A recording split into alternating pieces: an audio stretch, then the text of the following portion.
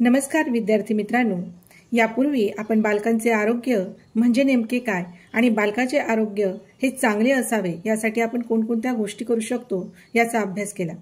त्यासोबतच लसीकरण म्हणजे काय आणि बालकाला कोणत्या वयात कोणती लस द्यायची याविषयी आपण विस्तृत माहिती घेतली आहे। या व्हिडिओमध्ये आपण बालकाचा आहार जो आपण नेहमी म्हणतो की चौरस आहार असायला हवा, तर चौरस आहार म्हणजे नेमका काय आणि या चौरस आहारात कोणकोणत्या घटकांचा समावेश असावा याची माहिती मिळवणार आहोत।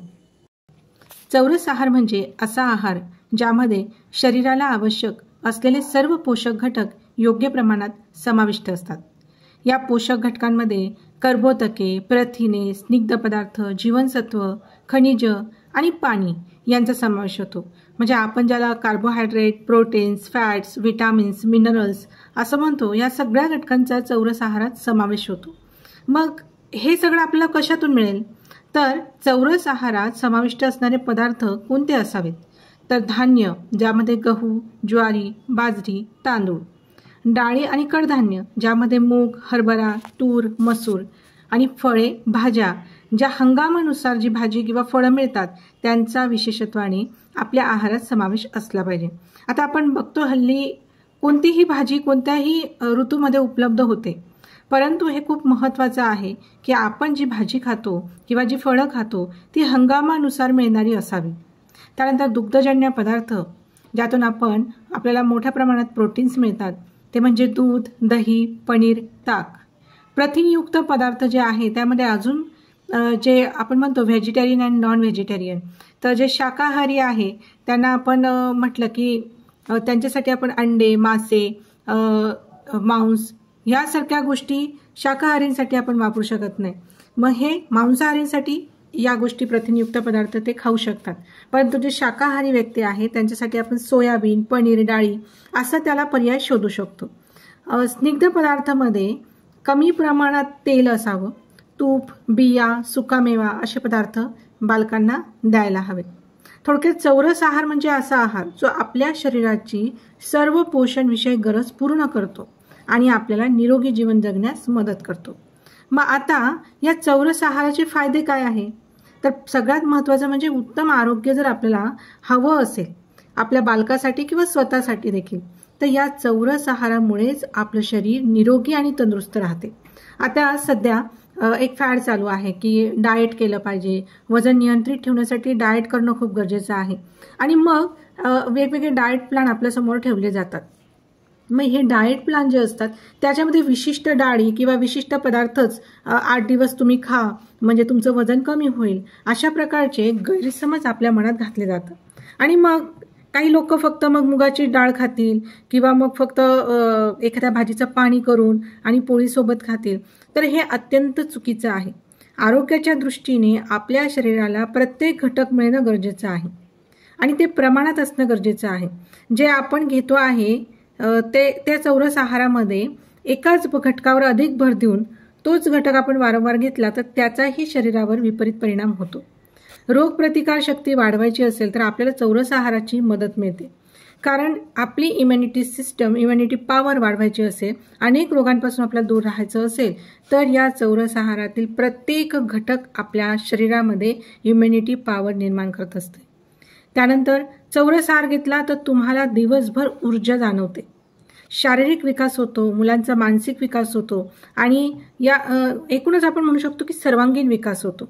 आणि जो गैरसमज मी आता तुम्हाला सांगितला की वजन नियंत्रित करण्यासाठी विशिष्ट पदार्थ खा, विशिष्ट औषध घ्या, हे सगळ्या गोष्टी फोल आहेत।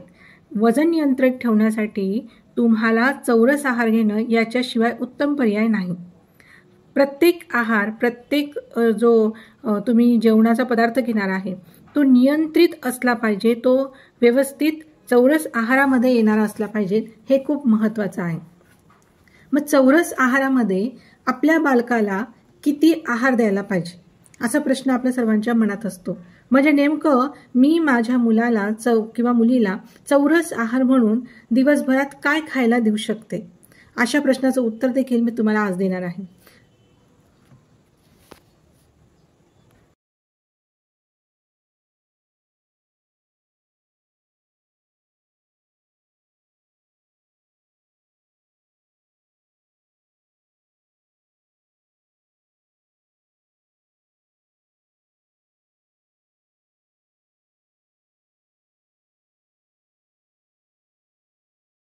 आता आपल्या बालकाच्या ताटात नेमकं काय असावं चौरस आहार म्हणून?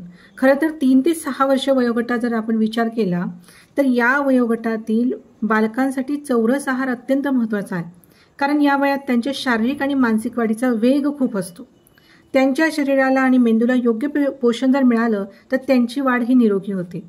मग आता जे आपण सध्या बघतो की कॅलरीजवर आपण भर देतो की किती कॅलरीज आपण ह्या बालकाला दिल्या पाहिजे. तर साधारण जर आपण 3 ते 6 वर्षांच्या मुलामुलींचा विचार केला तर दररोज 1000 ते 1400 इतक्या कॅलरीजची त्यांना आवश्यकता असते. आणि म्हणजे साधारण त्यांच्या ही जी कॅलरीज आहे त्यांच्या हालचाली आणि वाढीनुसार बदलू शकते. खूप जास्त सक्रिय मूल आहे, आपण म्हणतो की खूप एका ठिकाणी बसू शकत नाही, खूप अत्यंत हालचाली करतो, खेळकर आहे, असं जे सक्रिय मूल आहे त्याला जास्त कॅलरीज लागतात. पण शांत असणाऱ्या मुलांना कमी कॅलरीज पुरेशा असतात. पण तरी देखील एकूण एक विचार करतात 1000 ते 1400 पर्यंत कॅलरीजची त्यांच्या शरीराला आवश्यकता असते. मग त्यांच्या आहारातील आवश्यक घटक आणि त्यांचे प्रमाण काय असावे? तर बघा, या वयोगटातील मुलांच्या आहारात कर्बोदके म्हणजे आपण कार्बोहायड्रेट जे म्हटलं आहोत ते त्यामध्ये त्याचे स्रोत काय असावेत? मग गहू, ज्वारी, बाजरी, तांदूळ, ओट्स, बटाटा, साबुदाणा या पदार्थांमधून कार्बोहायड्रेट मिळतात. परंतु याचं प्रमाण किती असावं? एकूण कॅलरीजपैकी 50 ते 60% कर्बोदकांमधून यायला हवे. या गोष्टीचा आपण ही गोष्ट आपण लक्षात घेतली पाहिजे. 50 ते 60% कर्बोदकांमधून म्हणजेच कार्बोहायड्रेट म्हणून मिळालं पाहिजे. देन त्यानंतर येतं प्रथिनं. हे प्रोटीन्स जे असतात ते स्नायूंच्या वाढीसाठी, त्या स्नायूंच्या निर्मितीसाठी, शारीरिक वाढीसाठी आणि रोग प्रतिकारक्षमतेसाठी अत्यंत महत्त्वाचे आहे. याचा स्रोत काय आहे? दूध, दही, पनीर आणि कडधान्य. यामध्ये डाळींचाही समावेश होतो.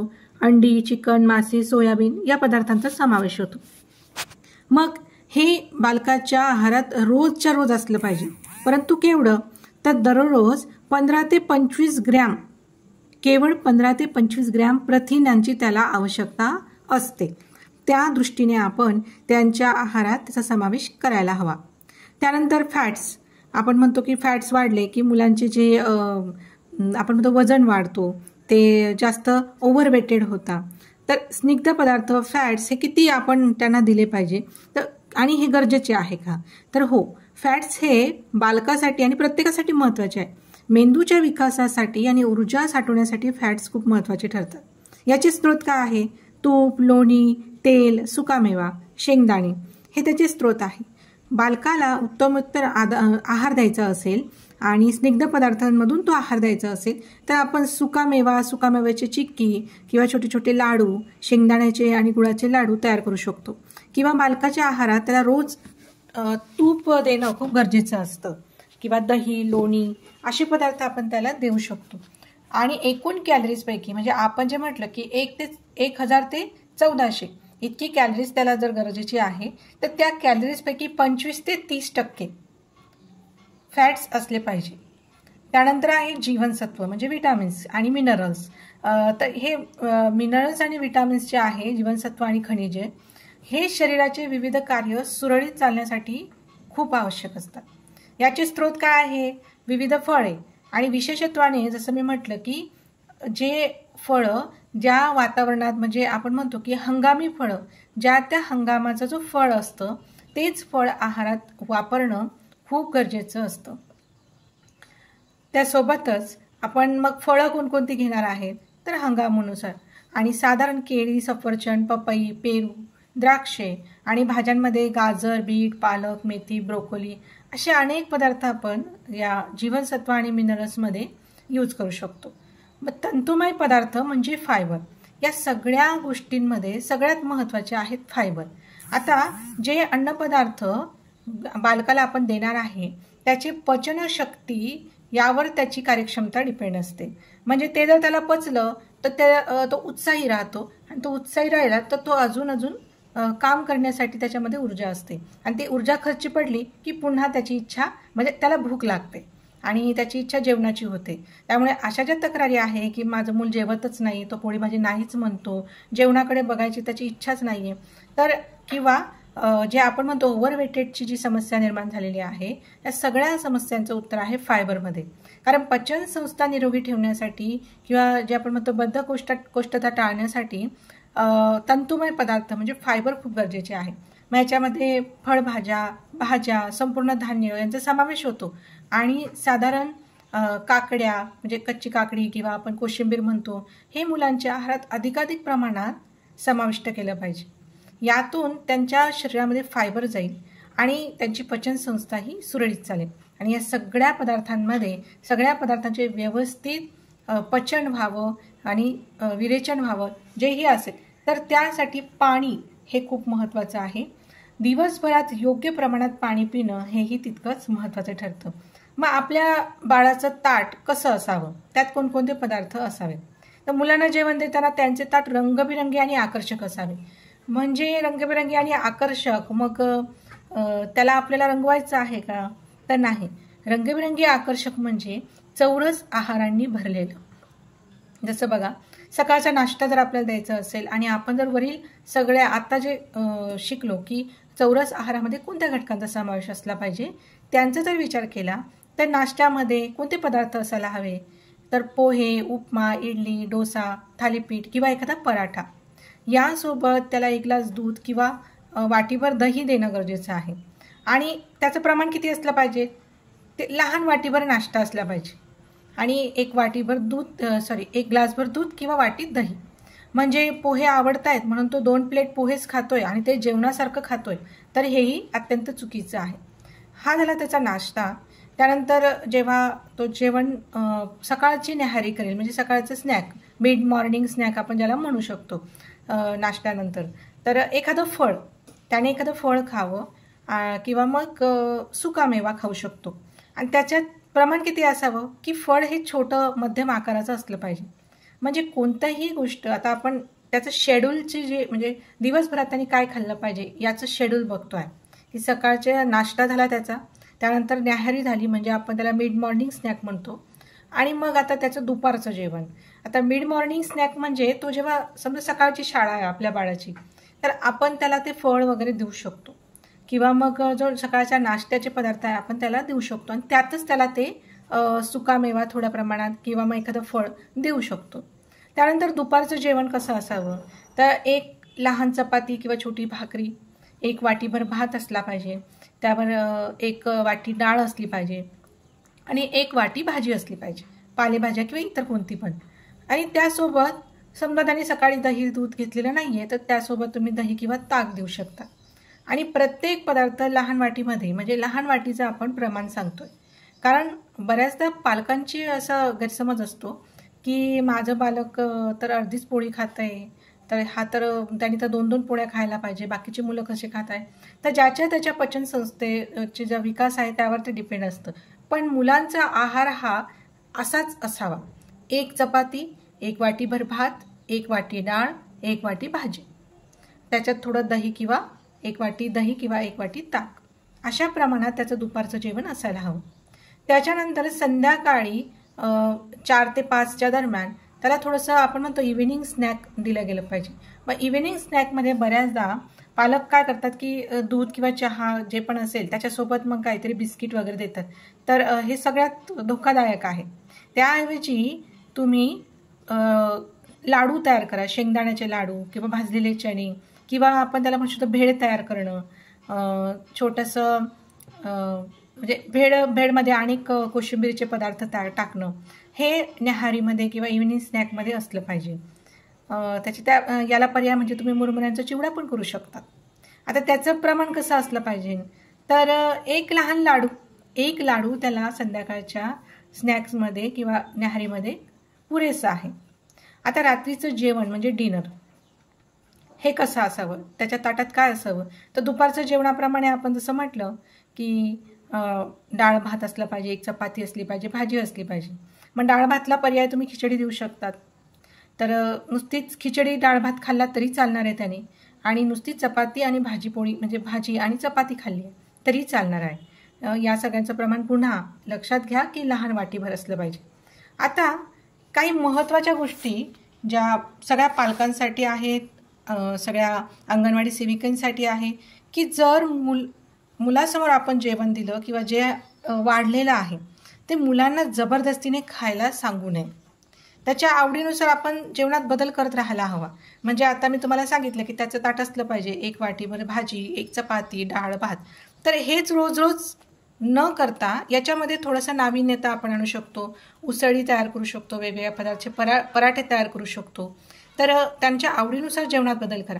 फक्त जे त्यांच्या शरीराला घातक आहे, म्हणजे जसं पिझ्झा झालं, बर्गर झालं किंवा मग मोठ्या प्रमाणावर तेलकट तुपकट पदार्थ झाले, तर हे शक्यतोवर टाळलेच पाहिजे. परंतु पौष्टिक आहार देताना जेवणात त्यांचा तुम्ही पोषण तत्वांच्या मूल्यांचा विचार करून तो बदल करायला हवा. त्यानंतर पाणी पिण्यास त्यांना प्रोत्साहन द्या. म्हणजे त्याला आठवण द्या येता जाता, तू थोडं पाणी पी. कारण काय होतं, बऱ्याचदा खेळण्याच्या सगळ्या गोष्टींमध्ये खेळताना किंवा बडबड करताना, गप्पा करताना, त्याचा अभ्यास करताना की आपण मोठे असून आपण सुद्धा पाणी पिण्यास बऱ्याचदा विसरतो. तर लहान मुलांना त्या गोष्टीचं फार सिरियसनेस नसतं. त्यामुळे त्याला वारंवार पाणी पिण्याची आठवण द्या. आणि जसं मी पहिल्यांदा बोलले की जबरदस्ती नका करू, फक्त आठवण द्या, थोडं पाणी पिऊन घे म्हणून. त्याच्यानंतर जे गोड आहे, तळलेले पदार्थ आहे, त्या पदार्थांचे जे प्रमाण आहे त्यांना देण्याचे ते मर्यादित ठेवा. आणि जेवणाच्या वेळा निश्चित करा, जेणेकरून त्यांना सवय लागेल आणि त्यांच्या एकूण एक शरीरालाच ती सवय लागते. तर अशा प्रकारे प्रत्येक बालकाची गरज ही वेगवेगळी असू शकते. त्यामुळे आपण त्यांच्या आहारात योग्य तो बदल करायला हवा. तर आपल्या बालकाच्या आहारात आणखी काय बदल करायला हवे किंवा त्याबाबत जर आपल्याला काही शंका असेल तर आपण कमेंट बॉक्समध्ये मला विचारू शकतात. नक्कीच आपल्याला योग्य उत्तर देण्याचा प्रयत्न करेल. तर चला आपण आता इथे थांबूयात. तुम्हाला सगळ्यांना धन्यवाद.